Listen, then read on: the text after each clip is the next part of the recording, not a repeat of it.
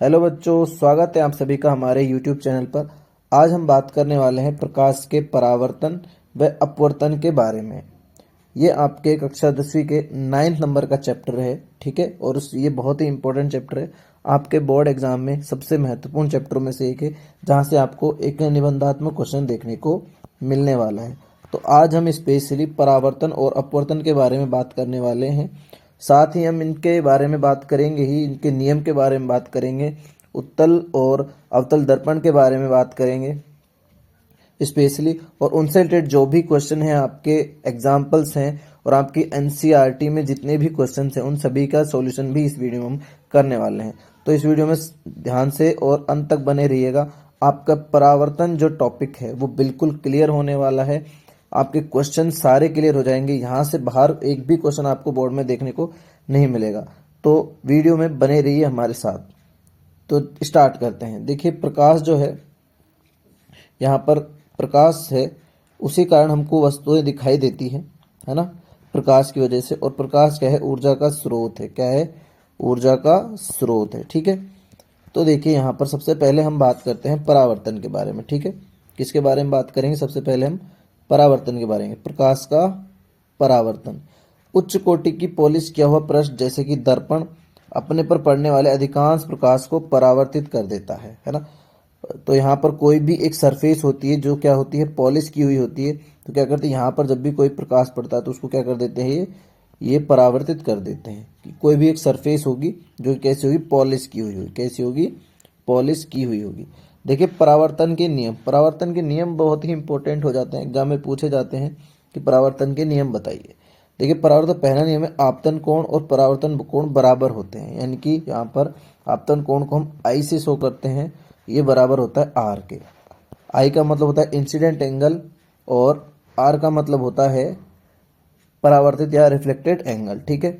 जैसे कि यहाँ पर हम बात करें, ये एक सरफेस है, तो ये इसका लंबवत तल है ना। यहाँ से जैसे ही प्रकाश एंटर करेगा, ठीक है, जैसे ये यहाँ पर आया प्रकाश और यहाँ से चला जाएगा, ठीक है। ये इसकी पॉलिश की हुई सरफेस है, यानी सतह है। तो ये इस लंबवत के साथ जो कोण बनाता है वो होता है आपतन कोण, और यहाँ पर जो इसके साथ ही कोण बनता है ये होता है निर्गत या परावर्तित कोण। इसको हम आई से शो करते हैं। तो इन दोनों का जो मान होता है वो बराबर होता है। इसको हम इस तरह से बात कर सकते हैं, अगर यहाँ पर आपतन कोण जो है वो 60 डिग्री है, तो यहाँ पर जो परावर्तित कोण है वो भी कितना होगा? 60 डिग्री होगा। तो आपसे कभी कभी इस तरह के क्वेश्चन पूछे जा सकते हैं, ठीक है। देखिए, दूसरा क्या है यहाँ पर नियम, आपतित किरण दर्पण के आपतन बिंदु पर अभिलंब, है ना, और परावर्तित किरण सभी एक तल में होते हैं। क्या होते हैं? सभी एक तल में होते हैं। जैसा अभी हमने कहा, ये अभिलंब है, ये आपतित कोण और ये परावर्तित किरण, ठीक है। तो ये सभी कैसे होते हैं? एक तल में होते हैं। फिर देखिए, परावर्तन के नियम गोलीय पृष्ठ सहित सभी प्रकार के परावर्तक पृष्ठों के लिए लागू होते हैं। तो ये गोलीय पृष्ठ तो है ही, और सभी तरह के जो परावर्तक पृष्ठ उन पर ये लागू होते हैं। फिर देखिए, पहले बात करते हैं हम समतल दर्पण, जो कि आपने कक्षा 9th में पढ़ा होगा। उसके प्रतिबिंब के बारे में कुछ बातें दी हुई हैं कि समतल दर्पण द्वारा बना प्रतिबिंब सदैव आभासी तथा सीधा होता है। कैसा होता है? सदैव आभासी तथा सीधा होता है। प्रतिबिंब का साइज वस्तु के साइज के बराबर का होता है। प्रतिबिंब दर्पण के पीछे उतनी ही दूरी पर बनता है जितना सामने बिंब यानी कि वस्तु रखी होती है, उतनी ही दूरी पर क्या बनता है? प्रतिबिंब बनता है। इसके अतिरिक्त प्रतिबिंब पार्श्व परिवर्तित होता है। जैसे देखिए, यहाँ पर ये एक समतल दर्पण है सीधा, ठीक है।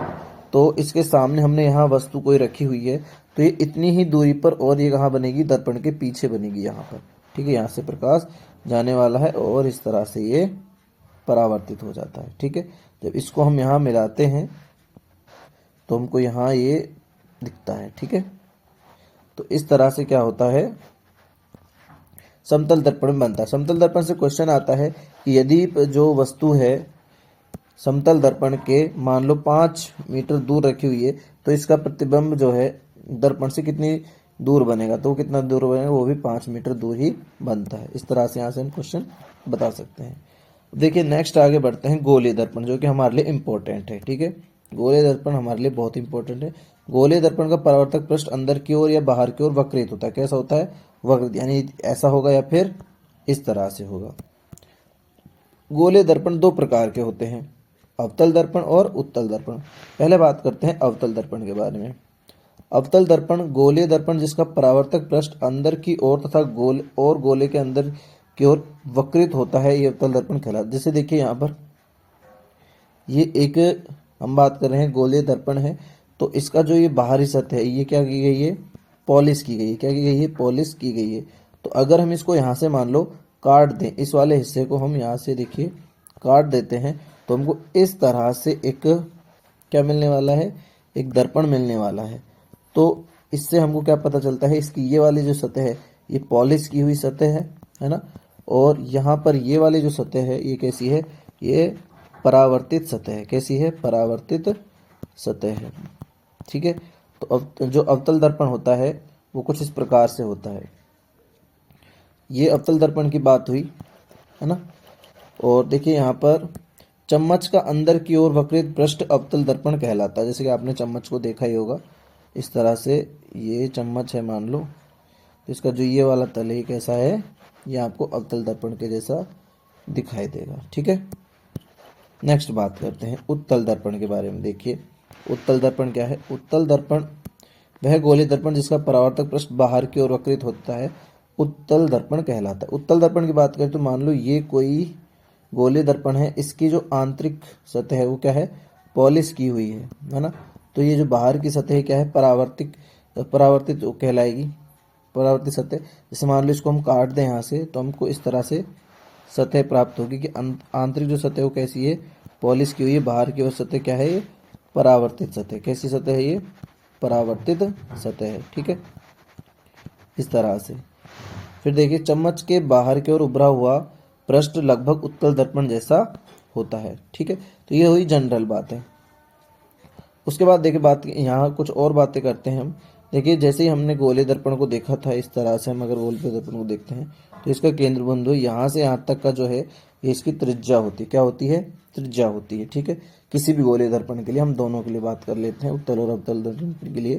जैसे मान लो ये जो सतह है इसकी बाहरी पॉलिश की हुई सतह है ना, इस तरह से बाहर पॉलिश की हुई सतह है, और यहाँ पर बात करें तो ये अंदर से पॉलिश की हुई सतह है। ठीक है, दोनों के लिए देखिए यहाँ पर एक चीज़ जो है अंदर की ओर यहाँ पर एक केंद्र है, तो ये रेडियस है। ठीक है, ये क्या है, रेडियस। इसको यहाँ सी से दर्शाया गया है। ये किससे दर्शाया गया है, सी से दर्शाया गया है। जैसे अभी इसको हम काटते हैं, देखिए यहाँ पर अगर हम इसको काटते हैं, ये वाला हिस्सा लेते हैं, काटते हैं, तो देखिए हमको क्या दिखाई देता है, इस तरह की स्ट्रक्चर दिखाई देती है। ये बाहर से पॉलिश की हुई स्ट्रक्चर, ये अवतल दर्पण के बारे में। तो यहाँ पर देखिए जो इसकी रेडियस थी, ये वाला भाग है, ये सी है। ये कौन सा भाग है, सी भाग है, जिसको प्रकाश केंद्र कह देते हैं। और इसका जो सी है, यहाँ से यहाँ तक की दूरी है, ये आर सी यानी कि त्रिज्या है। क्या है, ये आर है। और इसका ये वाला बिंदु पी यानी ध्रुवीय बिंदु कहलाता है। क्या कहलाता है, ध्रुवीय बिंदु। इसी प्रकार से बात करें अगर हम किसके लिए बात करें, यदि हम बात करते हैं किसके लिए, उत्तल दर्पण के लिए, तो उत्तल दर्पण की जो कहानी है वो किस प्रकार से है कि उसका इस प्रकार से है। देखिए ये इसकी पॉलिश की हुई सतह, इसका जो ये सी यहाँ पर है, और ये इसका याद रखना मुख्य अक्ष है। क्या है, मुख्य अक्ष है। ये क्या है, मुख्य अक्ष है। इसी प्रकार ये भी क्या है, मुख्य अक्ष है। ठीक है, ये भी क्या है, मुख्य अक्ष है। उसके बाद बात करें तो देखिए एक रिलेशन होता है यहाँ पर, इसका जो फोकस है, जब भी यहाँ से किरणें आती हैं तो इस तरह से ये फोकस पर, जिस बिंदु पर फोकस होती है उसी को हम क्या कहते हैं, फोकस कहते हैं। क्या कहते हैं, फोकस। इसी प्रकार से जब यहाँ से किरणें आती हैं तो वो इस तरह से लगता है जैसे मानो यहाँ पर फोकस की गई हों, तो इसके पीछे की ओर होता है, यहाँ पर फोकस होता है। यहाँ पर देखिए जो यहाँ से यहाँ तक की दूरी है, ये P से यहाँ तक की दूरी, ये P है यहाँ, इसके लिए, इसके लिए P है। तो यहाँ से यहाँ तक की जो दूरी होती है वो क्या है, वो स्मॉल है, जिसको हम फोकल लेंथ कहते हैं। क्या कहते हैं, फोकल लेंथ कहते हैं, या फोकस दूरी कहते हैं। याद रखना जो F बराबर होता है वो क्या होता है, R/2, यानी जो फोकस दूरी है वो त्रिज्या की आधी होती है। कैसी होती है, त्रिज्या की आधी होती है। ठीक है, तो ये बात आपको ध्यान रखनी है। ठीक है, यहाँ पर ये बात आपको समझ में आ गई होगी अच्छे से। ठीक है, अब आगे बढ़ते हैं। देखिए आगे देखते हैं। फिर देखिए यहाँ पर किसी अवतल दर्पण द्वारा बिंब की विभिन्न स्थितियों के लिए बने प्रतिबिंब की यहाँ पर स्थितियाँ दी हुई है। इससे पहले हम ना कुछ रूल देख लेते हैं ताकि हम उससे आगे बढ़ें। यहाँ पर ये देखिए, यह आपके लिए ये है, आपके लिए अवतल दर्पण की बात हुई है। जब अनंत से किरणें आती हैं तो फोकस पर क्या होगी, फोकसित होंगी। ठीक है, उसके बाद बात करें इसी तरह से, ये आपके लिए कौन सा है, ये आपका है उत्तल दर्पण है। ये कौन सा दर्पण है, ये उत्तल दर्पण है। उत्तल दर्पण में इस तरह से अनंत जब किरणें आएंगी तो वो इस तरह से लगेंगी जैसे मान लो यहाँ पर फोकस हो रही है, तो ये दर्पण के पीछे की ओर है। ठीक है, अब देखिए हम कुछ कंडीशंस देखते हैं जो कि क्या होती है हमारे क्वेश्चन में, और हमारे जो हम बनाने वाले हैं, बिंब बनाने वाले हैं, उनके लिए हमको ध्यान रखने पड़ेंगे। जैसे दर्पण के अक्ष के मुख्य अक्ष के समांतर प्रकाश किरणें परावर्तन के पश्चात अवतल दर्पण के मुख्य फोकस से गुजरेंगी अथवा उत्तल दर्पण के मुख्य फोकस से अपसरित होती प्रतीत होंगी। मतलब कुछ इस प्रकार से है कि मान लो ये क्या है, एक अवतल दर्पण है। कैसा दर्पण है, अवतल दर्पण है। तो यहाँ पर देखिए ये इसका मुख्य अक्ष है। कैसा है, ये मुख्य अक्ष है। तो इसमें कहा गया है, मान लो ये सी है और ये एफ है। ठीक है, ये यहाँ पर पी हो गया है। तो इसमें कहा गया है कि दर्पण के मुख्य अक्ष के समांतर प्रकाश किरणें, यानी कि यहाँ के जैसे ही समांतर प्रकाश किरणें आएंगी तो परावर्तन के पश्चात अवतल दर्पण के मुख्य फोकस से गुजरेंगी। ये यहाँ से परावर्तन के पश्चात, मान लो ये फोकस है मुख्य, तो ये यहाँ से गुजरेंगी। ठीक है, ये यहाँ से गुजरेंगी इस तरह से। उसके बाद बात करें इसी प्रकार से, अगर उत्तल दर्पण के लिए बात करें तो देखिए ये उत्तल दर्पण है ना। तो यहाँ पर ये इसका मुख्य अक्ष है, यहाँ इसका फोकस है, और ये आपका प्रकाशीय केंद्र हो गया। ठीक है, इसमें देखिए यहाँ पर क्या कहा गया है कि जब समांतर किरणें आएंगी मुख्य अक्ष के, ये आई समांतर किरणें, तो यहाँ पर उत्तल दर्पण के फोकस से अपसरित होती प्रतीत होंगी। मतलब ये इस तरह से क्या होंगी, परावर्तित होंगी। जब इसको हम पीछे बढ़ाते हैं तो ऐसा लगता है जैसे फोकस पर क्या हो रही है, फोकस पर आई है या फोकस से आती हुई प्रतीत हो रही है हमको। ठीक है, तो ये इस तरह की कंडीशन हमको देखने को मिलती है। हमको ध्यान रखना होगा जब हम इमेज फॉर्मेशन करेंगे यानी प्रतिबिंब का निर्माण करेंगे तो हमको ये ध्यान रखने पड़ेंगे नियम। फिर देखिए यहाँ पर दूसरी कंडीशन क्या है कि अवतल दर्पण के मुख्य फोकस से गुजरने वाली किरणें, यानी कि देखिए एक अवतल दर्पण बना लेते हैं। ये रहा हमारा अवतल दर्पण। ठीक है, ये अवतल दर्पण है, ये इसका मुख्य अक्ष हो गया। देखिए यहाँ पर मान लीजिए फोकस है और यहाँ हो गया ये सी पॉइंट। ठीक है, अब देखिए इन्होंने कहा है कि जब फोकस से आएंगी किरणें, हैं जैसे मान लो यहाँ से फोकस से किरण आ रही है, तो इन्होंने कहा है कि फोकस से किरण आती है तो वो परावर्तन के पश्चात इसके समांतर, मुख्य अक्ष के समांतर गुजरेंगी। कैसे गुजरेंगी, मुख्य अक्ष के समांतर। यहाँ पर देखिए ये किरणें उत्तल दर्पण के मुख्य फोकस के और निर्देशित किरणें परावर्तन के पश्चात मुख्य अक्ष के समांतर निकलेंगी। कैसे निकलेंगी, मुख्य अक्ष से समांतर। देखिए यहाँ पर हम उत्तल दर्पण में बना लेते हैं। ये उत्तल दर्पण है, ये इसकी पॉलिश की हुई सतह है। ठीक है, ये इसका मुख्य अक्ष है, यहाँ फोकस है, और ये इसका सी पॉइंट हो गया। ठीक है, अब देखिए यहाँ से क्या होगा कि जब किरणें आएंगी जैसे इस तरह से, यहाँ से ऐसा मानो कि ये फोकस से आती हुई प्रतीत हो रही है, तो ये इस तरह से आएंगी और इसके मुख्य अक्ष के समांतर चली जाएंगी। तो इस तरह की परिस्थिति यहाँ पर बनती है, कब, जब फोकस से आती है। उसके बाद देखिए यहाँ पर तीसरी जो परिस्थिति है वो क्या है कि अवतल दर्पण के वक्रता केंद्र से गुजरने वाली किरणें अथवा उत्तल दर्पण के वक्रता केंद्र है ना, जो सी है, ये क्या है, वक्रता केंद्र है, और निर्देशित किरणें परावर्तन के पश्चात उसी पथ के अनुदिश क्या हो जाती हैं, परावर्तित हो जाती हैं। ठीक है, जैसे देखिए हम यहाँ पर बना लेते हैं इस चीज को कि ये हमारा क्या है, अवतल दर्पण है। ठीक है, ये इसका मुख्य अक्ष है, यहाँ पर फोकस है, और यहाँ पर ये सी पॉइंट है। ठीक है, तो इसमें कहा गया है कि जब यहाँ से इस प्रकाशिक केंद्र, इसको और बड़ा कर लेते हैं मुख्य अक्ष को, मान लो ये मुख्य अक्ष है, तो यहाँ से जब किरणें गुजरती हैं, कहाँ से, यहाँ से मान लो गुजरती हैं, तो जिस पथ से आती हैं, मान लो यहाँ से ये आई थी, ये उसी पथ से वापस चली जाती हैं। बिल्कुल इसी तरह की कंडीशन हमको देखने को मिलती है जब हम उत्तल दर्पण की बात करते हैं, इस तरह से। यहाँ पर मान लीजिए ये वक्रता केंद्र हो गया और ये हमारा एफ हो गया। ठीक है, तो यहाँ से भी कुछ इसी तरह से कंडीशन हमको देखने को मिलती है कि ये रहा प्रकाश किरण आई, तो मानो जैसे मानो यहीं से प्रतीत होती हैं, तो ये यहीं से आएंगे और यहीं से चली जाएंगी। तो प्रकाशिक केंद्र से तब भी आएंगी जब ये वहीं से वापस चली जाएंगी। ठीक है, तो ये कुछ परिस्थितियां हो गई।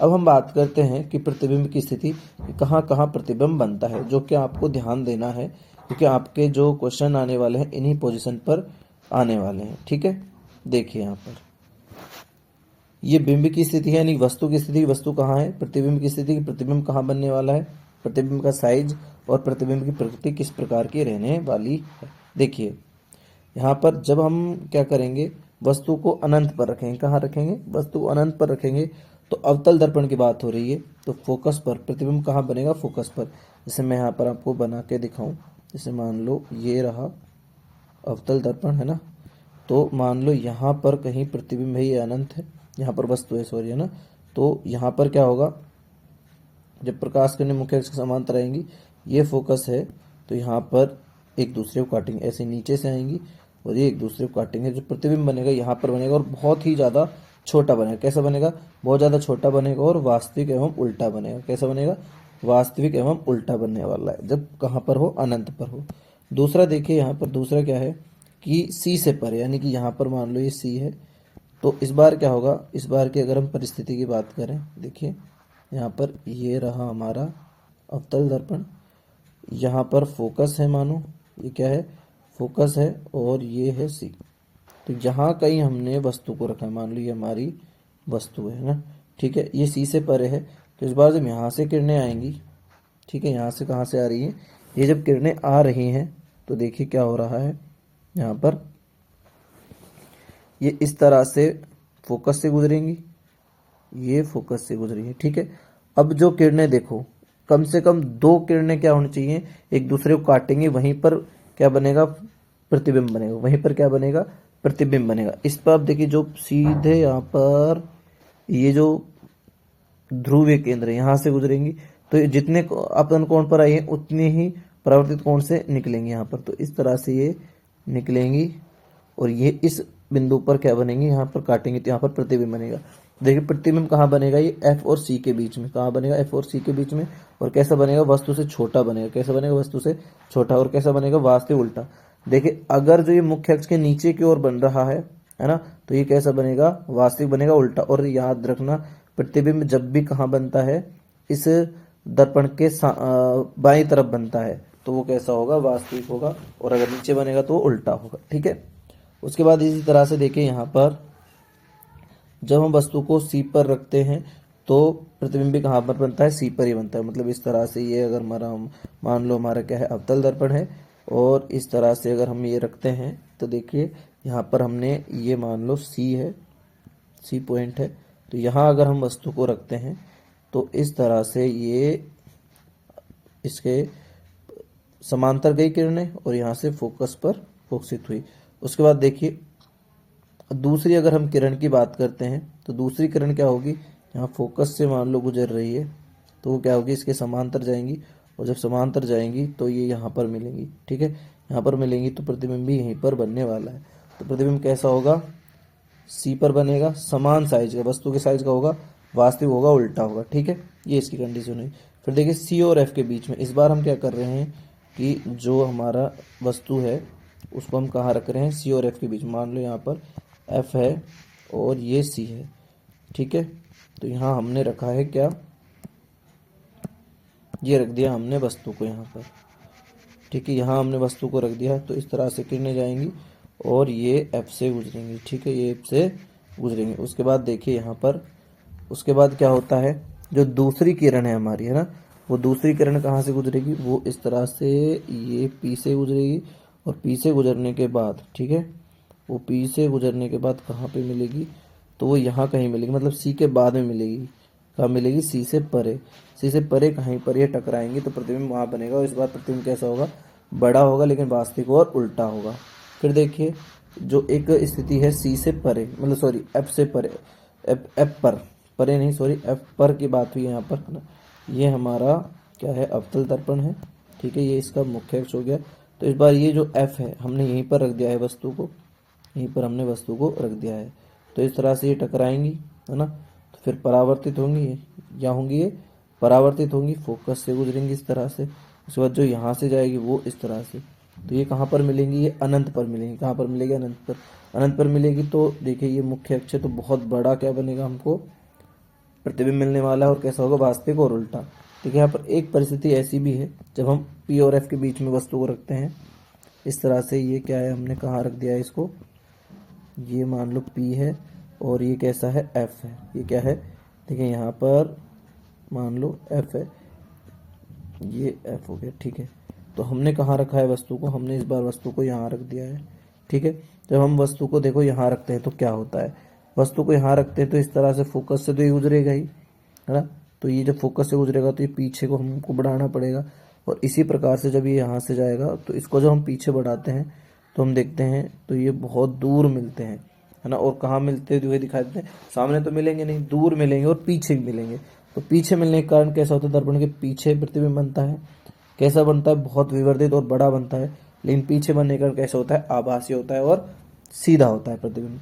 तो ये थी हमारे अवतल दर्पण के प्रतिबिंब की परिस्थितियां और किस तरह से अवतल दर्पण पर जो प्रतिबिंब है उनका निर्माण होता है। अब देखिए हम देखते हैं अवतल दर्पण के उपयोग। क्या देखते हैं, अवतल दर्पण के कुछ उपयोग दिए गए हैं कि अवतल दर्पण के का जो उपयोग है वो सामान्यतः टॉर्च, सर्चलाइट वाहनों के अग्निदीपों में प्रकाश का शक्तिशाली समांतरण किरण पुंज प्राप्त करने के लिए किया जाता है। याद रखना, यहाँ पर हम अवतल दर्पण को अभिसारी दर्पण भी कहते हैं। क्या कहते हैं, अभिसारी दर्पण भी कहते हैं, क्योंकि ये जो प्रकाश की किरणों को अभिसरण करता है, क्या करता है, अभिसरण करता है। इसको अभिसारी दर्पण भी कहते हैं, ये याद रखना, ठीक है। इन्हें प्राय चेहरे का बड़ा प्रतिबिंब बनाने देखने के लिए सेविंग दर्पणों में, जो यानी कि आप नाई के यहाँ देखी होगी दुकानें, उनमें लगा होता है। ये टॉर्च लाइट और सर्च लाइट में भी होता है। वो क्या करने के लिए, जो टॉर्च लाइट उसको एक बिंदु पर केंद्रित करने के लिए। दंत विशेषज्ञ अवतल दर्पण का उपयोग मज्जों के दांतों का बड़ा प्रतिबिंब देखने के लिए करते हैं, यानी जो दांत डेंटिस्ट होते हैं वो भी इसका उपयोग करते हैं। सौर भट्टियों में सूर्य के प्रकाश को केंद्रित करने के लिए, किसके लिए, सूर्य के प्रकाश को केंद्रित करने के लिए भी अवतल दर्पणों का उपयोग किया जाता है, ठीक है। तो ये थे इसके उपयोग। फिर देखिए यहाँ पर हम बात करते हैं उत्तल दर्पण के द्वारा प्रतिबिंब निर्माण। उत्तल दर्पण के लिए हमारे पास दो परिस्थितियां हैं। एक अनंत पर हम वस्तु को रखेंगे, अनंत और दर्पण पर भी, ठीक है। छोटा सा ही है, ज़्यादा बड़ा है नहीं। देखिए यहाँ पर ये रहा हमारा उत्तल दर्पण, ये इसकी पॉलिश की हुई सरफेस है और हम जानते हैं यहाँ पर ये मान लो इसका एफ है और ये यहाँ पर सी है, ठीक है। हालांकि बहुत ज़्यादा बड़ा बना दिया है, फिर भी आप मान लीजिए। देखिए यहाँ से जब अनंत से किरणें आएंगी, है ना, अनंत से किरणें आएंगी तो हमने कहा कि ऐसा लगेगा जैसे मान लो फोकस पर क्या हो रही है, मिल रही हैं, है ना। जबकि ये इस तरह से पीछे की ओर जाती हैं, यहाँ से आती है। इसी तरह से एक किरण और ले आते हैं, ये भी अनंत से आ रही है, अनंत से आ रही है। तो ये पीछे को ऐसा जब मिलाते हैं तो हमको यहाँ पर फोकस पर मिलती हुई प्रतीत होती है इस तरह से, ठीक है। तो ये कैसा बनेगा, देखो जब हमने वस्तु कहाँ रखा है, अनंत पर रखा है, तो फोकस पर बनेगा, दर्पण के पीछे बनेगा, फोकस पर दर्पण के पीछे। बहुत ही छोटा बिंदु के साइज का, और कैसा होता है, आभासी होता है और सीधा होता है। कैसा होता है, आभासी होता है और सीधा होता है। ये तो पहली परिस्थिति होगी। दूसरी परिस्थिति बात करते हैं अनंत दर्पण और अनंत तथा दर्पण के बीच में, ध्रुव के बीच में। मतलब जैसे मान लो ये हमारा दर्पण है, ये पॉलिश की हुई इसकी सरफेस हो गई और ये इसका मुख्य अक्ष हो गया, मान लो ये एफ है और ये क्या है, यहाँ पर सी है। तो जब हमने यहाँ कहीं वस्तु को रखा है, यहाँ कहीं मान लो ये वस्तु है, ये वस्तु है ना, और ये इसका पी पॉइंट है, ठीक है। तो जब प्रतिबिंब देखो यहाँ से जो किरणें आएंगी, ये आई समांतर, तो समांतर आने के बाद देखिए ये यहाँ से क्या होंगी, परावर्तित होंगी। क्या होंगी, यहाँ से ये देखिए परावर्तित होने वाली है, यहाँ से परावर्तित होने वाली है ना। जो परावर्तित होने वाली है तो ये यहाँ से ऐसा लगेगा जैसे फोकस से आ रही है। कहाँ से आ रही है, ऐसा लगेगा जैसे फोकस से आ रही है। और जो किरण इस पी पॉइंट पर से गुजरेंगी, ये यहाँ से इस तरह से जितने आपतन कोण पर आई थी उतनी परावर्तित पर चल जाएंगी। जब हम इनको मिलाएंगे तो हमको ये यहाँ पर मिलती हुई दिखाएंगी, तो यहाँ पर ही मिलेंगी। तो ये जो प्रतिबिंब बनने वाला है पी और एफ के बीच में बनेगा। कहाँ बनेगा, पी और एफ के बीच में बनने वाला है। देखिए यहाँ पर पी और एफ के बीच में प्रतिबिंब बनेगा, छोटा बनेगा और आभासी तथा सीधा बनेगा। तो उत्तल दर्पण में हमने देखा है कि प्रतिबिंब आभासी तथा सीधा ही बनता है हमेशा, बिंदु के साइज का और छोटा ही बनता है। कैसा बनता है? छोटा ही बनता है, ठीक है। बल्कि जबकि हमने जो यहाँ पर उत्तल दर्पण देखा था, उत्तल दर्पण में हमने एक ही परिस्थिति ऐसी देखी थी जहां पर जो प्रतिबिंब था वो आभासी था। कैसा था? आभास। जब हमने पी और एफ के बीच में वस्तु को रखा था आभास था, लेकिन ये बहुत ही ज्यादा बड़ा था, बाकी सारे वास्तविक और उल्टे थे, ठीक है। तो इस तरह से हम देखा अवतल दर्पण से हमको कैसे मिलते हैं? वास्तविक और उल्टे मिलते हैं, जबकि उत्तल दर्पण से हम कैसे मिलते हैं? आभासी मिलते हैं, ठीक है।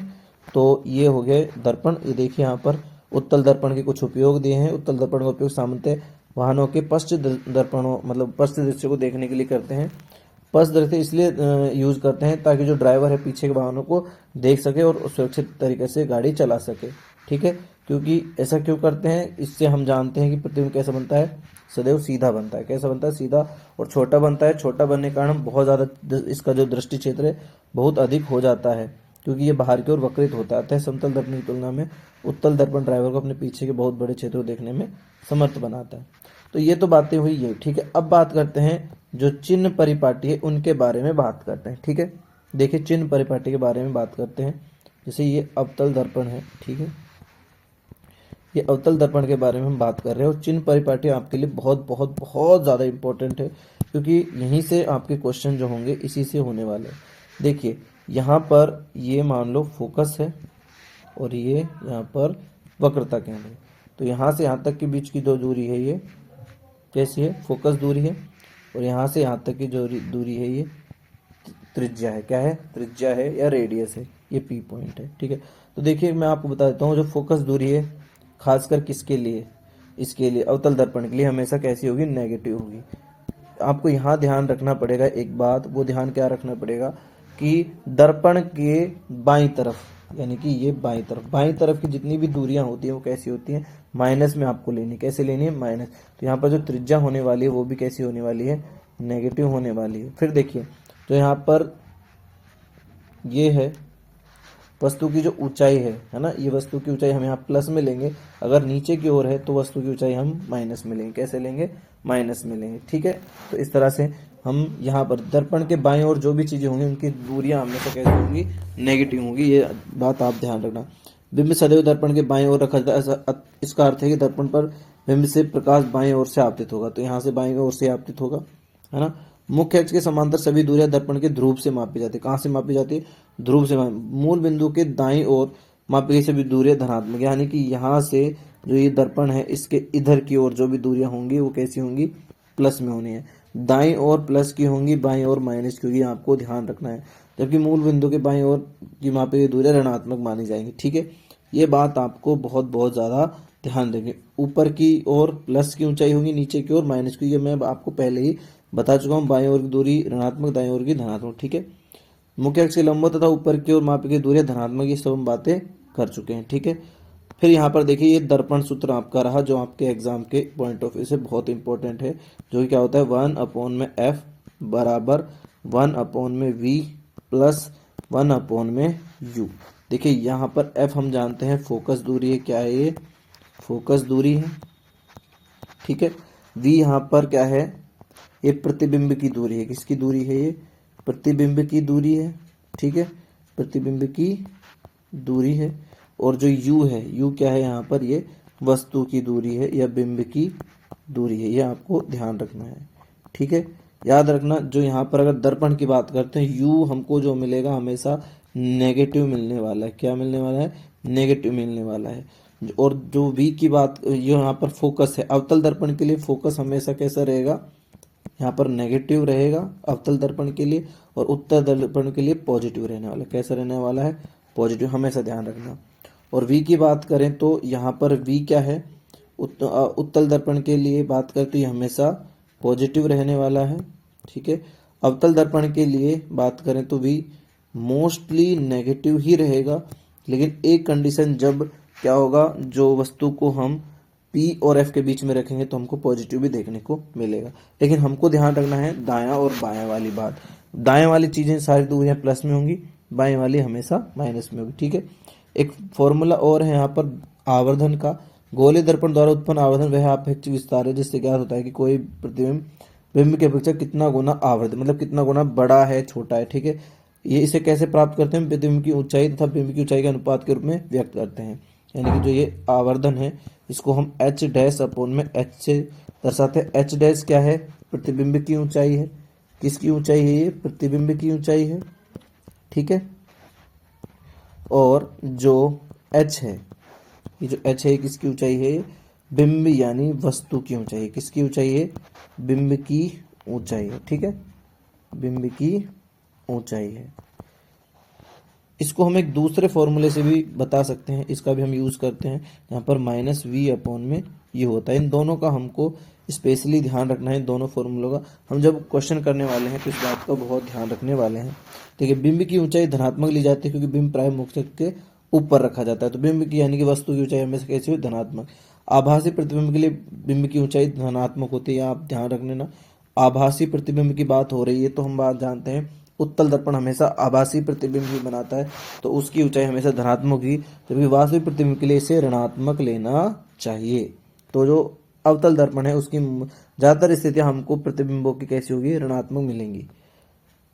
जो आवर्धन है कि ऋणात्मक मान से पता होता है कि प्रतिबिंब वास्तविक है ना। यदि m का मान अगर नेगेटिव आ रहा है, कैसा आ रहा है, तो इसका मतलब क्या है, ये वास्तविक है। और इसका मान अगर धनात्मक आ रहा है, इसका मतलब ये कैसा है, आभासी। इसको आपको ध्यान रखना है। आपको प्रकृति यानी जो प्रतिबिंब है यानी कि जो इमेज है वो बनेगी, अगर वो उसका मान m का मान पॉजिटिव आ रहा है तो आभासी है, नेगेटिव आ रहा है तो कैसा है, नेगेटिव आने पर वो वास्तविक है।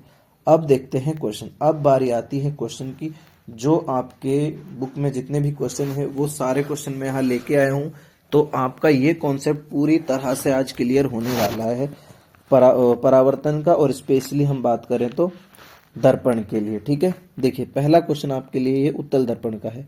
देखिए क्वेश्चन क्या कहता है, किसी ऑटोमोबाइल में पीछे का दृश्य देखने के लिए उपयोग में होने वाले उत्तल दर्पण की वक्रता त्रिज्या 3 मीटर है। क्या है, वक्रता त्रिज्या याद रखना, यानी कि आर का मान आपको दिया गया है 3 मीटर। कितना दिया हुआ है, 3 मीटर। यदि एक बस इस दर्पण से 5 मीटर दूर स्थित है तो प्रतिबिंब की स्थिति, प्रकृति तथा साइज ज्ञात कीजिए, ठीक है। आपको देखिए मैं आपको एक रे डायग्राम बना देता हूँ। उत्तल दर्पण की बात की गई है तो ये हमारा उत्तल दर्पण है, ठीक है। हम जानते हैं उत्तल दर्पण जो होता है इसकी आंतरिक सतह कैसी है, पॉलिश की हुई है, ठीक है।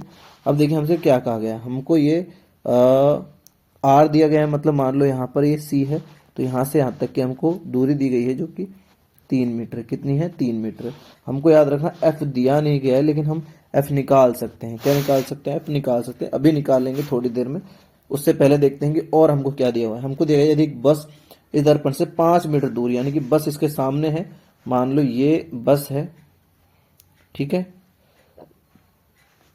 इस तरह से देखो ये एक बस यहाँ पर खड़ी हुई है, ये इस तरह से बस को बना लेते हैं। ये मान लो बस खड़ी है, ठीक है। ये यहाँ पर ये बस खड़ी है, ये कितनी दूरी पर खड़ी है, अगर हम इसकी दूरी यहाँ से यहाँ तक की बताएं तो ये कितनी है, ये 5 मीटर, ठीक है, 5 मीटर है। तो दूरी, ये वस्तु की दूरी दी हुई है, मतलब यू की दूरी दी हुई है। यू हमको दिया है 5 मीटर, और ये दर्पण किधर की साइड है, बाईं ओर, तो इसको हम लेंगे -5 मीटर। कितना लेंगे, माइनस। त्रिज्या याद रखना है ये कहाँ है, तो ये हम बात करेंगे, ये इधर है दाईं ओर। कहाँ है, दाईं ओर है, और ये है बाईं ओर, ठीक है। तो हम बात करें ये कैसी होगी, प्लस ही रहने वाली है। अब देखिए हम फोकस यानी कि एफ हमको निकालना है, क्योंकि दर्पण सूत्र हम जानते हैं 1 में एफ होता है, 1 में वी प्लस में 1 में यू होता है। अभी हमारे पास केवल यू है, एफ नहीं है। तो एफ के लिए हमने, हमारे पास एक फॉर्मूला है। क्या फॉर्मूला है, एफ के लिए हमारे पास फॉर्मूला है, जो एफ होता है वो आर का आधा होता है। कितना होता है, आर का आधा। लेकिन हमारे पास आर तो है, आर हमारे पास 3 मीटर है, तो एफ का मान हमारे पास आ जाएगा 3/2, जो कितना आ जाएगा, 1.5 मीटर। कितना आ जाएगा, 1.5 मीटर हमारे पास आ जाएगा। अब हमारे पास एफ की वैल्यू भी है और यू की वैल्यू भी है, ठीक है। अब इससे हम वी की वैल्यू निकालते हैं। किसकी वैल्यू निकालते हैं, वी की। तो 1 में एफ बराबर हमारे पास है 1 में वी प्लस 1 में यू। यहाँ से अगर हम v का मान निकालते हैं, 1 में v बराबर हो जाएगा 1 में f माइनस 1 में u। मैंने ऐसा इसलिए किया है, इसको इधर भेजा है, जब इसको इधर भेजेंगे तो ये प्लस का माइनस हो जाए, बस इतना ही मैंने किया है। अब इस फॉर्मूले में हमको मान रखना है, ठीक है। हमारे पास देखिए ये 1 में v है, हमारे पास f की वैल्यू आई थी 1.5, याद रखना प्लस में है, माइनस ये पहले से है, जबकि 1 में u की वैल्यू देखिए यहाँ पर दी हुई है -5 मीटर, ठीक है, -5 मीटर, तो यहाँ पर माइनस ये 5 मीटर। अब देखेंगे ये 5 ये प्लस हो जाएंगे, यहाँ पर क्या हो जाएंगे, ये दोनों प्लस हो जाएंगे, तो इसको इस तरह से भी हम यहाँ लिख सकते हैं। देखिए यहाँ पर किस तरह से लिखते हैं, 1v बराबर 1/v, इसको 1/v कर देते हैं, 1/v बराबर 1/1.5, ये माइनस माइनस प्लस हो जाएंगे तो प्लस 1/5, ठीक है। अगर इसको हम पॉइंट को हटा दें तो यहाँ 0 आ जाएगा, और उसको और छोटा कर लेते हैं या फिर ऐसे भी रहने देते हैं, ऐसे ही रहने देते हैं, ठीक है। तो यहाँ पर 15 आ जाएगा, इसका एलसीएम कितना आ जाएगा 15, तो 15 को तो एक बार ही जाएगा, यानी कि 10 प्लस यहाँ पर 5 दिया 15, 3 एकम 3 तो 3, ठीक है, कितना आ जाएगा 13/15, कितना आ गया 13/15, जिससे हमको अगर v का मान निकाल तो v बराबर आ जाएगा हमारा 15/13, कितना आ जाएगा 15/13, ठीक है, कितना आ रहा है 15/13 आ रहा है। इससे अगर हम v का मान निकालते हैं तो 13 का भाग देंगे तो एक बार जाएगा, उसके बाद 3 बचेगा, पॉइंट लगाएंगे तो 2 बार जाएगा, ठीक है ना। 13 एकम 13 2, छोरी एक बार ही जाएगा, 20 बचेगा ना, यहाँ 2 बचेगा, 13 में से जाएगा तो 2 बचेगा, पॉइंट लगाएंगे 0, 20, 20 में 13 का देंगे तो एक बार जाएगा, उसके बाद 7 बचेंगे, है ना, 7 में 70, तो 5 बार और चल जाए। इस तरह से हम मान लेते हैं कि v की जो वैल्यू हमारे पास आई है वो आई है 1.15, क्या आई है मीटर आई है, ठीक है। अगर हम डायग्राम में जाएं तो हमारे पास f की वैल्यू कितनी है 1.5, यानी कि ये है 1.5, ठीक है। अब 1.5 आ गई है हमारे पास, v की वैल्यू यानी कि जो प्रतिबिंब बनने वाला है उसकी वैल्यू आई है हमारे पास, तो उसकी वैल्यू कितनी आई है 1.15, यानी कि यहीं कहीं आसपास होगा 1.15, यहाँ से यहाँ तक की दूरी कितनी जाएगी 1.15। तो इस तरह से हमको इमेज पता चल गया। देखिए यहाँ से आपको इमेज पता चल चुका है, इमेज से आप आइडिया लगा सकते हो कि ये बाहर की हो, मतलब ये कहाँ है, दाईं ओर बना है तो कैसा होगा आभासी होगा, और देखिए ये कैसा है छोटा है, कैसा है ये यहाँ पर इस तरह से ये छोटा है, ठीक है, ये यहाँ से पीछे की ओर जा रहा है, ये इसको बढ़ाने पर और एक किरण इधर जाएगी, जो ये दोनों यहाँ पर मिलने वाले हैं, यहाँ पर ये बनने वाला है। तो अगर इससे हम निकाल सकते हैं, क्या निकाल सकते हैं साइज, और अगर यहाँ से भी नहीं तो हम m की वैल्यू से निकाल सकते हैं। m की वैल्यू क्योंकि हमारे पास ऊंचाई नहीं दी हुई है लेकिन v और u हमारे पास है, तो माइनस v की वैल्यू हमारे पास v/u, फॉर्मूला हमने देखा था, उससे हम m की वैल्यू निकाल सकते हैं।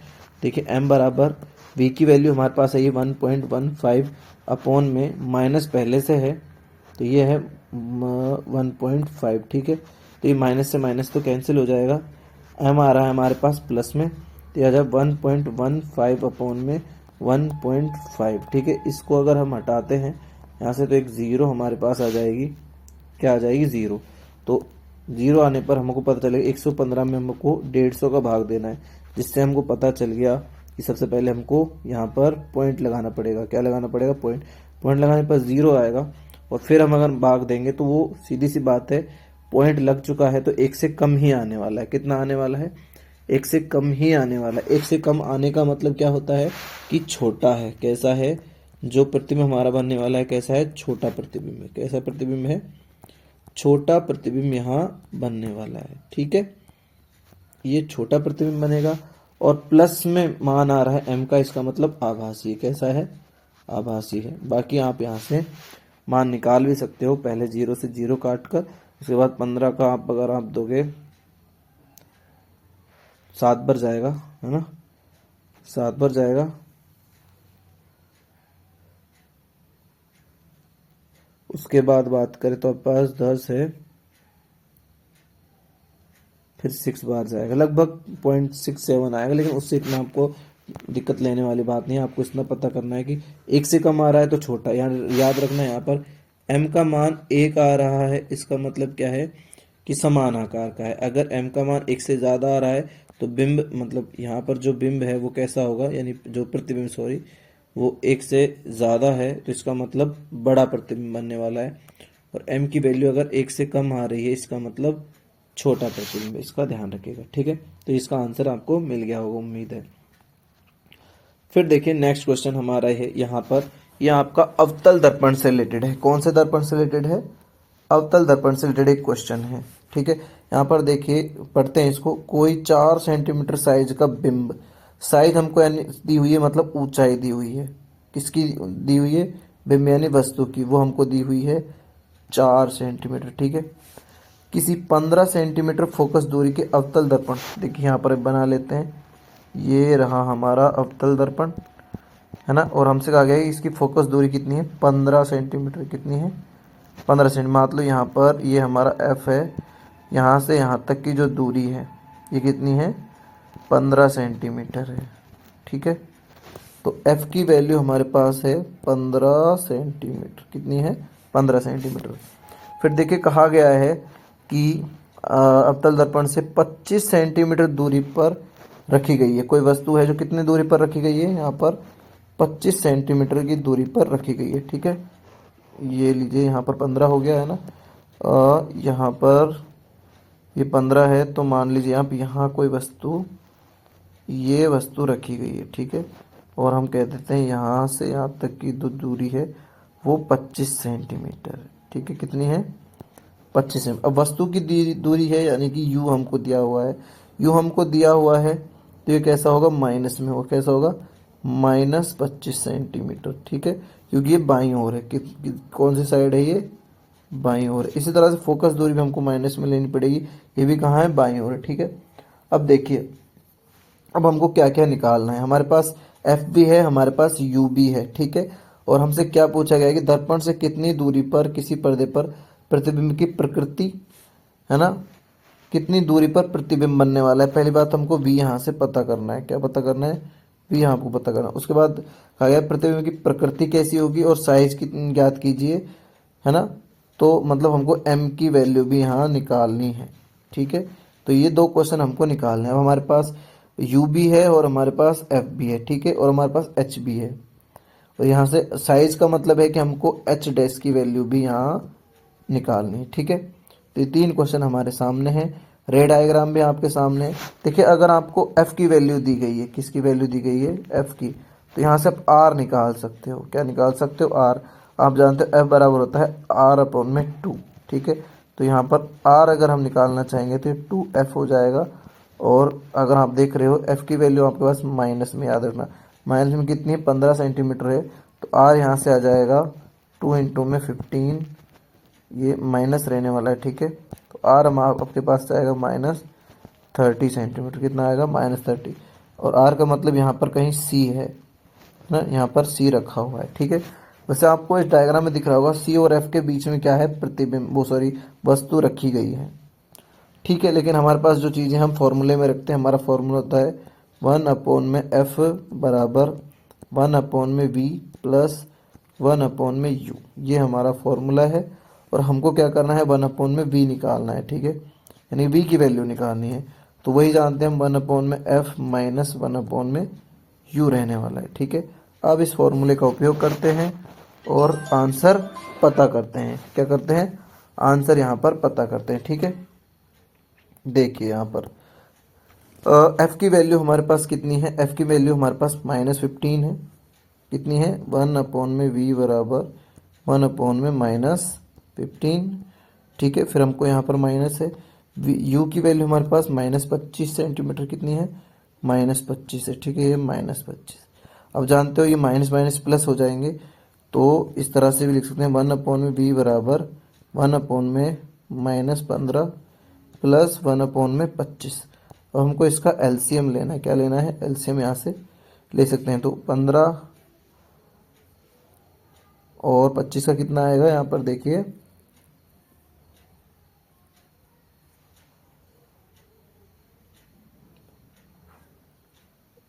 15 5 75 25 75 75। ठीक है, 75 75 आ जाएगा। ठीक है, तो ये आएगा 15 5 75, यानी कि -5 प्लस 75 75, यानी कि प्लस के 3 बराबर आ जाएगा आपका यहाँ पर -2/75। ठीक है, यहाँ से अगर हम v की वैल्यू निकालते हैं, ये 1/v आया है। ठीक है, -2/75।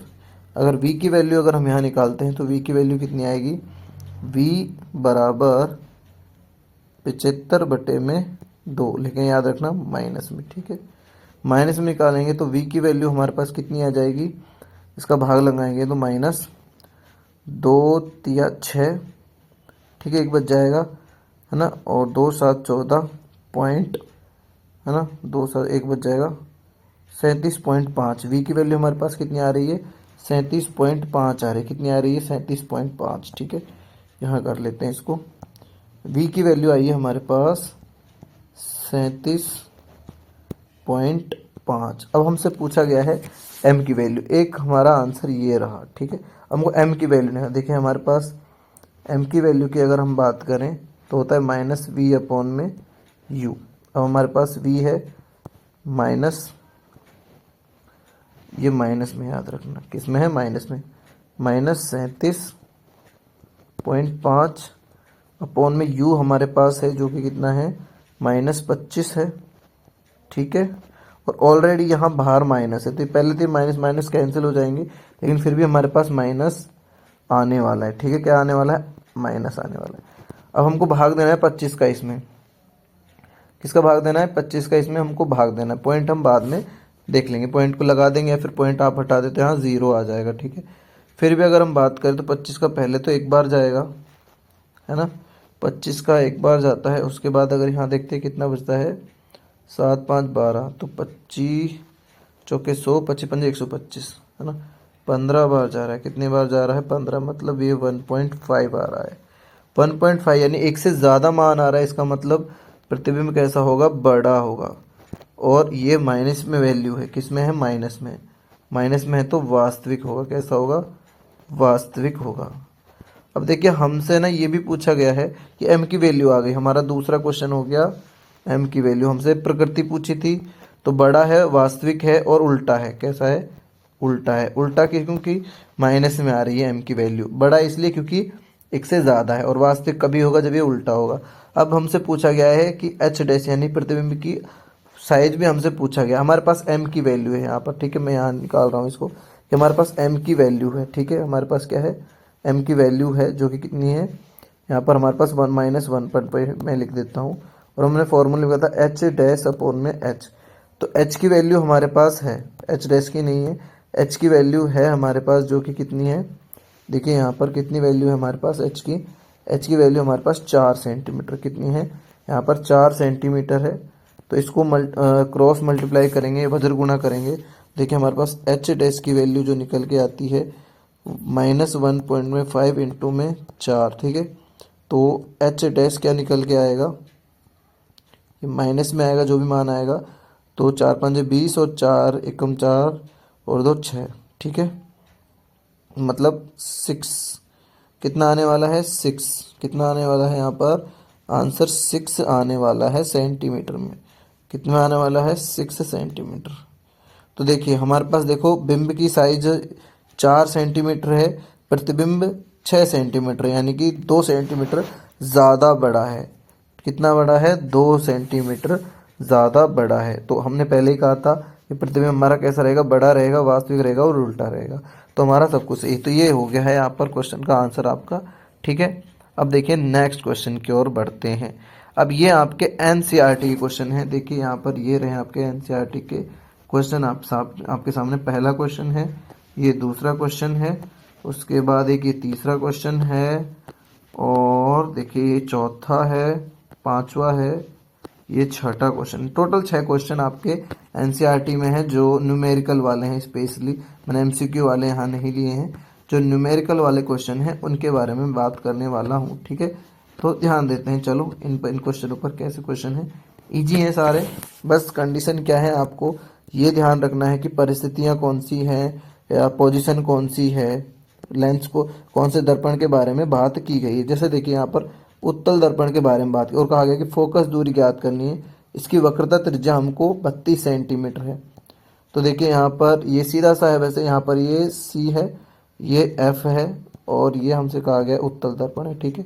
याद रखना ये दोनों दाईं ओर है, किस ओर है, दाईं ओर, तो इनका जो आंसर होगा वो प्लस में ही आएगा। वक्रता त्रिज्या हमको आर दे रखी है 32 सेंटीमीटर, हम जानते हैं कि फोकस दूरी पूछी है तो एफ बराबर होता है आर अपॉन में 2, ठीक है, बस हमको मान रखना है एफ बराबर 32 अपॉन में 2, भाग देंगे तो 16 सेंटीमीटर। क्या आंसर आ जाएगा? 16 सेंटीमीटर इसका आंसर आ जाएगा इजीली। यहाँ पर यहाँ से यहाँ तक की दूरी की है 16 सेंटीमीटर। इजीली हो गया, आसानी से आप कर सकते हो। बस आपको ध्यान रखना होगा दाईं ओर है तो प्लस में आएगी वैल्यू, माइनस में मत बना देना, ठीक है? इतना ही आपको ध्यान देना है। उसके बाद देखते हैं, देखिए नेक्स्ट क्वेश्चन क्या है कि कोई अवतल दर्पण आमने सामने 10 सेंटीमीटर की दूरी पर रखे हैं, है ना? कोई अवतल दर्पण आमने सामने 10 सेंटीमीटर दूरी पर रखें। किसी बिंब का कितना गुना आवर्धित वास्तविक प्रतिबिंब बनाता है, प्रतिबिंब दर्पण से कितनी दूरी पर है? ठीक है, कोई अवतल दर्पण आमने सामने 10 सेंटीमीटर की दूरी पर रखें। मान लो कि ये कोई अवतल दर्पण है, ठीक है ना? और यहाँ पर एक और कोई क्या रखा है, यहाँ पर अवतल दर्पण रखा है। इन दोनों के जो बीच की दूरी है वो कितनी है? 10 सेंटीमीटर है। कितनी है? 10 सेंटीमीटर, ठीक है। अब देखो क्या कहा गया है कि दूरी पर रखे किसी बिंब का 3 गुना आवर्धित 3 गुना, याद रखना 3 गुना आवर्धित बड़ा वास्तविक प्रतिबिंब बनता है। याद रखना 3 गुना। मान लो यहाँ पर जो वस्तु का साइज है वो कितना है? मान लो वस्तु का एच की बात करें तो हम 1 है, ठीक है? 1 आंसर, अब फिलहाल मीटर सेंटीमीटर मान सकते कुछ भी। और हमको कहा गया कि एच डैश जो है हमारे पास कितना है? 3 है। कितना है? एच डैश यहाँ पर 3 आ रहा है ना, ठीक है। अब हमसे पूछा गया कि प्रतिबिंब दर्पण से कितनी दूरी पर है, ठीक है। हम यहाँ से एक तो एम की वैल्यू निकाल सकते हैं। किसकी वैल्यू निकाल सकते हैं? एम की वैल्यू। कैसे निकाल सकते हैं? देखिए वास्तविक है तो सीधी सी बात है उल्टा है, यानी कि नीचे बनेगा। तो m की वैल्यू जो आने वाली है वो माइनस में आने वाली है ना। तो m बराबर, अगर हम h डैश अपॉन में h निकालें तो m बराबर हमारे पास आएगा 3/1 आएगा, लेकिन याद रखना आंसर आएगा माइनस में। तो m बराबर क्या आएगा? -3 आ गया, ठीक है। अब देखो हमसे कहा गया है कि अवतल दर्पण 10 सेंटीमीटर दूरी पर रखें। मतलब यहाँ से यहाँ तक 10 सेंटीमीटर की दूरी है। u की वैल्यू हमारे पास है, किसकी वैल्यू हमको आ गई है? u की वैल्यू हमारे पास आ गई, जो कि कितनी है? 10 सेंटीमीटर, ठीक है। अब क्योंकि ये आमने सामने है तो यानी कि ये बाईं ओर ही होंगे एक दूसरे के, तो ये यहाँ पर माइनस में है। 10 सेंटीमीटर किस में है? माइनस में। हमारे पास u की वैल्यू है, हमारे पास m की वैल्यू है। अब एक फॉर्मूला हम अच्छे से जानते हैं कि m बराबर होता है -v अपॉन में u। यहाँ से हम v की वैल्यू निकाल सकते हैं। किसकी वैल्यू निकाल सकते हैं? v की वैल्यू निकाल सकते हैं। कैसे निकालेंगे? m की वैल्यू हमारे पास -3 है, v की वैल्यू हमको पता नहीं है, यहाँ माइनस है, लेकिन हम जानते हैं u की वैल्यू हमारे पास -10 है। तो इससे तो ये कैंसिल हो ही जाएगा, उधर जाएगा तो v की हमारे पास वैल्यू आने वाली है -30 सेंटीमीटर। कितनी आने वाली है? -30 सेंटीमीटर आने वाली है, ठीक है। अब देखिए हमसे पूछा गया है प्रतिबिंब दर्पण से कितनी दूरी पर है। तो प्रतिबिंब कितनी दूरी पर है? -30 सेंटीमीटर की दूरी पर है। कितनी सेंटीमीटर की दूरी पर है? -30 सेंटीमीटर की दूरी पर है। तो इस तरह से आंसर हो जाता है। याद रखें आपको सभी फॉर्मूले यहाँ पर पता होने चाहिए। इस तरह से हमने इस फॉर्मूले से ये मान निकाला है, ठीक है। तो उम्मीद है आपको आंसर मिल गया होगा। अब बढ़ते हैं हमारे नेक्स्ट क्वेश्चन की ओर। उम्मीद आपको मज़े आ रहे होंगे, सभी क्वेश्चन देखकर काफ़ी इजी हैं। बस आपको आपके कॉन्सेप्ट याद रखने हैं, मतलब थोड़े से प्रैक्टिस करने हैं, जो कि इन क्वेश्चनों से हो जाएंगे।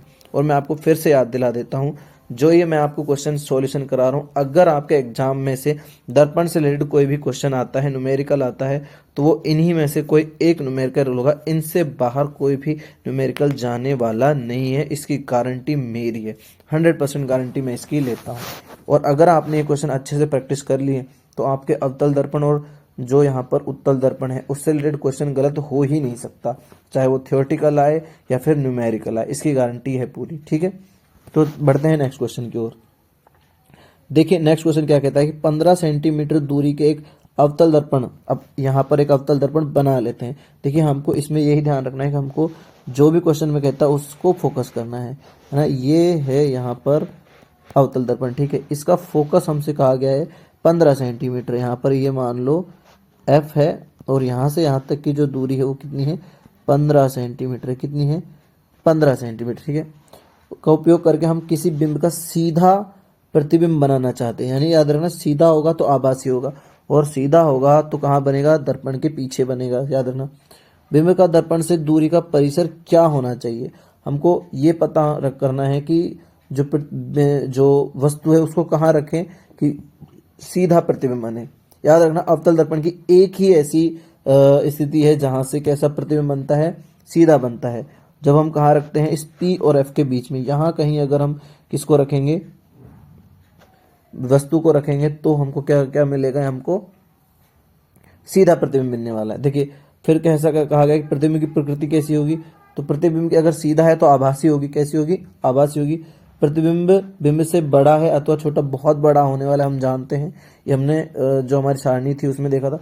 इस स्थिति में प्रतिबिंब बनने का एक किरण आरेख भी आपको बनाना है, तो वो आप इस तरह से बना सकते हो। किरण आरेख इस तरह से बनेगा, यहाँ से समांतर से आएंगी और इस तरह से जाएंगी, फिर देखो ये पीछे यहाँ जाएगी, ये पीछे जाती हुई प्रतीत होगी यहाँ पर, फिर ये एक पी से गुजरेगी किरण और वो इस तरह से निकलेगी, फिर इसको हम पीछे बढ़ाएंगे तो ये यहाँ से जाएंगी और देखिए यहाँ पर कहीं ये पीछे मिलती हुई प्रतीत होंगी इस तरह से।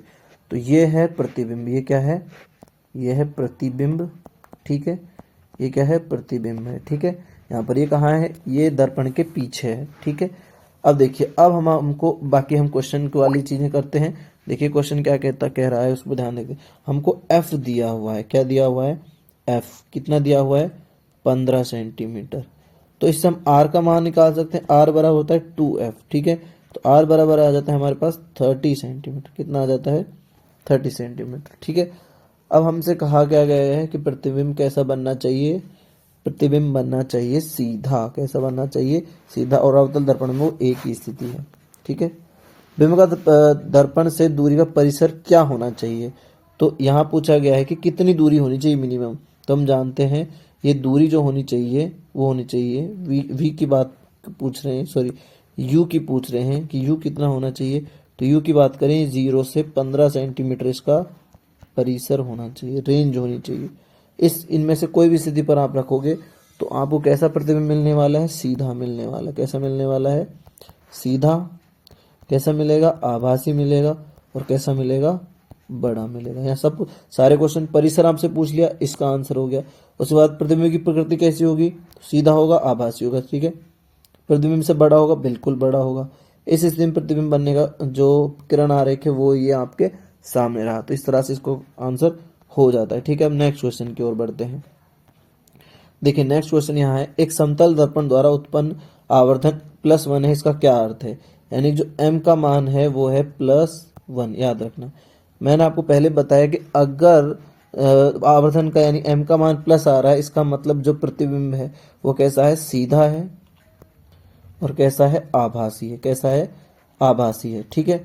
और यहाँ कहा गया है कि +1 है, +1 का मतलब ये होता है यानी m का मान जब भी 1 आएगा तो जो प्रतिबिंब होगा वो कैसा होगा, वस्तु के बराबर होगा, कैसा होगा, वस्तु के बराबर होगा, बराबर, ठीक है। अगर m का मान कैसा आता है, 1 से ज्यादा आता है तो वस्तु से बड़ा होगा, 1 से कम आएगा तो वस्तु से छोटा होगा। और यहाँ तो पहले ही दिया गया है समतल दर्पण, हम जानते हैं समतल दर्पण से आभासी और सीधा और वस्तु के बराबर प्रतिबिंब बनता है, कैसा बनता है, वस्तु के बराबर बनता है। अब देखिए नेक्स्ट क्वेश्चन की ओर देखिए, नेक्स्ट क्वेश्चन देखते हैं। यहाँ पर नेक्स्ट क्वेश्चन क्या है, नेक्स्ट क्वेश्चन है कि 5 सेंटीमीटर लंबाई का कोई बिंब है ना, जिसकी वक्रता त्रिज्या एक हमको दिया हुआ है 30 सेंटीमीटर, यानी आर का मान दिया हुआ है 30 सेंटीमीटर, कितना दिया हुआ है, 30 सेंटीमीटर, ठीक है। किसी उत्तल दर्पण कहा गया है ना, उसके सामने वस्तु रखी गई यानी कि यू दिया हुआ है 20 सेंटीमीटर, और याद रखना हमको माइनस में लेना है, ठीक है। प्रतिबिंब की स्थिति, प्रकृति, साइज ज्ञात की, यानी कि v की वैल्यू पता करनी है, ठीक है, m की वैल्यू हमको पता करनी है, और हमको h डैश की वैल्यू पता करनी है, ठीक है। हमको याद रखना h दिया हुआ है 5 सेंटीमीटर, कितना दिया हुआ है, 5 में। एक बार हम क्या बना लेते हैं, यहाँ पर रे डायग्राम बना लेते हैं, किरण आरेख बना लेते हैं। ये है उत्तल दर्पण, ये क्या है, उत्तल दर्पण है, ठीक है। ये इसका मुख्य अक्ष है, यहाँ पर कहीं फोकस है, और यहाँ पर कहीं वक्रता केंद्र है, ठीक है। देखते हैं यहाँ पर क्या गया गई कि जो वस्तु है यहाँ कहीं मान लो ये हमने यहाँ वस्तु रख दी, ये कितनी है, 5 सेंटीमीटर लंबी है ना। वक्रता त्रिज्या यानी कि यहाँ से यहाँ तक की दूरी हमको दी हुई है वो कितनी है, 30 सेंटीमीटर, कितनी है, 30 सेंटीमीटर दी हुई है, ठीक है। जो यहाँ से इतनी दूरी है ये 20 सेंटीमीटर है, ये कितनी है, 20 सेंटीमीटर वस्तु की दूरी, यानी कि यू हमको जो दी हुई है।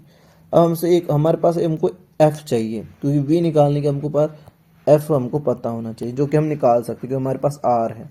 हम जानते हैं एफ बराबर होता है आर अपॉन में टू। क्या होता है? आर अपॉन में टू होता है। ठीक है, तो यहाँ से एफ की वैल्यू अगर हम निकालेंगे तो आर हमारे पास है 30 सेंटीमीटर अपॉन में टू, तो हमको मिल जाएगा 15 सेंटीमीटर। कितना मिल जाएगा? 15। हमारे पास एफ की वैल्यू आ गई, हमारे पास यू की वैल्यू है, तो हम आसानी से वी की वैल्यू निकाल सकते हैं। ठीक है, आसानी से किसकी वैल्यू निकाल सकते हैं? यहाँ पर निकाल सकते हैं किसकी? वी की वैल्यू। ठीक है, तो वी बराबर हो जाएगा, देखो हमारा दर्पण सूत्र होता है 1 अपॉन में एफ बराबर 1 अपॉन में वी प्लस 1 अपॉन में यू। क्या होता है? 1 अपॉन में यू होता है। ठीक है, तो देखिए यहाँ पर v की वैल्यू निकालनी है, तो 1 अपॉन में v बराबर 1 अपॉन में f माइनस 1 अपॉन में u। अब हमको सिर्फ मान रखना है 1 अपॉन में v बराबर, देखिए 1 अपॉन में f की वैल्यू है 15 सेंटीमीटर, तो ये प्लस में होगा, याद रखना ये कैसा होगा? प्लस में। ठीक है, यहाँ माइनस ऑलरेडी है और ये u की वैल्यू -20 रहने वाली है, तो ये प्लस हो जाएंगे, ये क्या हो जाएंगे? प्लस हो जाएंगे। इस बार मैं डायरेक्ट कर रहा हूँ, ये मैंने यहाँ से माइनस हटा दिया है और प्लस, आप जानते हो माइनस माइनस प्लस हो जाएंगे। हम अगर इसका एलसीएम लेंगे तो कितना आएगा? कितना आएगा? 60 आएगा। ठीक है, कितना आने वाला है? 60 आने वाला है। 15 चौके 60, तो 4 हो जाएंगे और 20 या 60 प्लस में 3, यानी कि यहाँ पर 7/60 हो जाएंगे। कितने हो जाएंगे? 7/60 हो जाएंगे। v की वैल्यू जो हमारे पास आने वाली है 60/7 आएगी, जो कि कितनी आ जाएगी? 8.5 है ना, 8.5 आ जाएगी। v की वैल्यू कितनी आ जाएगी? 8.5 सेंटीमीटर। कितनी आ जाती है? 8.5 सेंटीमीटर हमारे पास इसकी वैल्यू आ जाती है, जो कि इसका मतलब ये है कि प्रतिबिंब जो है वो यहाँ कहीं बनने वाला है, क्योंकि देखिए f की वैल्यू 15 सेंटीमीटर है, ये इससे कम है, तो यहाँ कहीं प्रतिबिंब बनने वाला है। तो हमको v की वैल्यू आ गई हमारे। अब हमको क्या निकालना है? यहाँ पर m की वैल्यू निकालनी है। m की वैल्यू हम जानते हैं क्या होता है? -v अपॉन में u।